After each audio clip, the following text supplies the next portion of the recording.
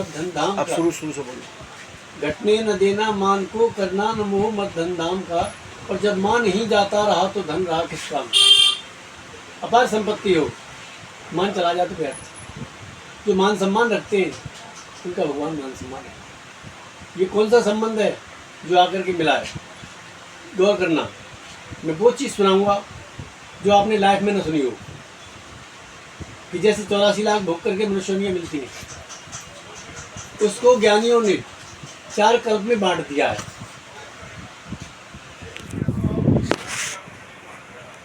तो क्या बोला गया है कि कौन है हम और कौन किससे मिलते हैं? कि लख 84 खत्म हुए ना बीत कल्प युग 4 गए, नाक में दम आ गया करें क्या मरते मरते हार गए। कितनी माँओं का दूध पिया मैंने पर उसकी कुछ याद नहीं, कितने पिता हुए मेरे पैदा उनका भी घर याद नहीं। बहुत से भाई बहन बहुत सी अर्धांगिन पर याद नहीं, पैदा हुई संतान बहुत सी मर गई उनकी याद नहीं। शुभ और अशुभ कर्म अनुसारी नरक स्वर्ग कई बार गए, नाक में दम आ गया करे क्या मरते मरते हार गए। कितना संबंध है? संबंध वही होता है जो अपना होता है और वही आकर के मिलता है। दूसरे कल्प में लिखा है कि कभी कभी लिपटे रहे जेल में अपने कर्म करीने से, कहीं कहीं बंद रहे अंडे में कहीं पैदा हुए पसीने से। फिर भी मंजिल हाथ न आई मौत वली जीने से, कहीं आर हुए कहीं पार हुए कहीं डूब मझधार गए, नाक में दम आ गया करें क्या मरते मरते हार गए। जीवात्मा का संबंध है, जी रही है तो मिल रहे हैं, चला गया कोई संबंध नहीं। तीसरे कल्प में लिखा है उन्होंने कि कभी कभी मलमूल में रमया, कीड़ा बन के वास करता, कि कभी कभी मलमूल में रमया, कहीं हर्ष कहीं शोक लिया, और कहीं नक्षत्रधारी बनकर तो कहीं योगी बनकर योग लिया। आए थे भोग भोगने को भोगों ने हमको भोग लिया, आए थे भोग भोगने को भोगों ने हमको भोग लिया। बड़े बड़े योगी इस दुनिया में समझ सोच सर मार गए, नाक में दम आ गया करें क्या मरते मरते हार गए। कितने कितने ज्ञानी आए। आज अगर कोई बात आ रही है तो ये मत समझो कि ताज्जुब है, पहले भी ज्ञानी थे, आज भी ज्ञानी है, आगे भी रहेंगे।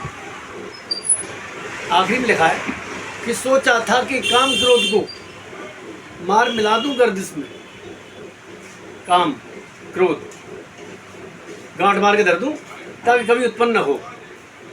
कि सोचा था कि काम क्रोध को मार मिला दूं गर्दिश में, और ये तो मुझसे मरे नहीं मैं मरता रहा इनके बस में। जैसे बाप में संतान में होती है, इस काम क्रोध में से इनकी संतान वही कि आशा तृष्णा और ईर्ष्या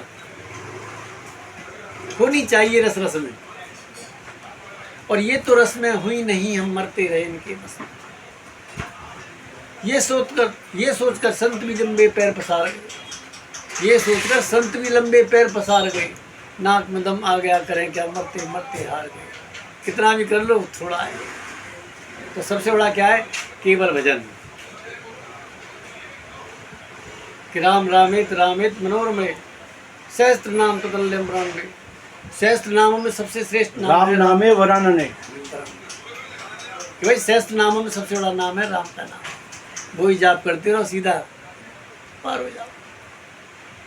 बहुत अच्छा सुना है महाराज। आप थोड़ा परिचय और दे दीजिए, उसके बाद एक जिज्ञासा, उसको भी हमें शांत कर दीजिए, पर जिज्ञासा शांत कर दीजिए हमारी कि मरते मरते हार गए, मरते मरते हार गए। आपने चतुष्पाद में श्रवण कराया, सभी को ये लाभ मिलेगा, हम यूट्यूब पर डाल देंगे सर। तो इस मरते मरते हारने का उपाय क्या है? मोक्ष और मुक्ति किस प्रकार प्रदान हो इस जीवात्मा को, जो कि 84 लाख योनियों में उसको ना भटकना पड़े, ऐसा कोई। देखो पहला कर्म किया संचित, ठीक है, कुछ दोबारा मनुष्य नहीं मिली। जो ये पहला कि देवता भी आराधना करते हैं कि मनुष्य हमको मिले, कि बड़े भाग्य मानव स्तन पावा, सुर दुर्लभ सदग्रंथ पावा।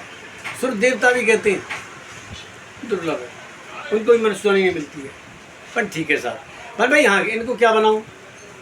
भाई इनके संचित कर्म है, देवता मत बनाओ, इनको मनुष्य नहीं दो, धन भी दो, बल भी दो, शक्ति भी दो, विवेक भी दो, ज्ञाना दाना प्रदक्षिणा, तीनों कर्म देंगे। तो कह भाई हाँ सब कुछ व्यवस्था दी भगवान ने, विवेक भी दिया, मोक्ष किसे कहते हैं? जो जीव जीते जी अपने संचित कर्मों को कर जाता है पूर्ण रूप से, जो जिम्मेदारियां दी हैं भगवान ने, जितनी जिम्मेदारियां दी हैं उनको संचित कर्म से निभा जाता है, उसका मोक्ष हो जाता है। अन्यथा आधे काम लटक रहे हैं, आधे काम है गए, उसका मरना होता है। उसी को कहते हैं मरते मरते हार गए। वाह, राधे राधे। बहुत सुंदर। यही अटल सत्य है। मोक्ष किसे कहते हैं? कि जो जीव संचित कर्मों को पूर्ण कर देता है और 2-4 कर्म फालतू कर देता है, उसका वही मुक्त है।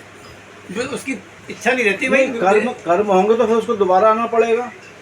जो पहली चीज़ कही है आपने, पहली बात कही, उससे हम समर्थन करते हैं बिल्कुल।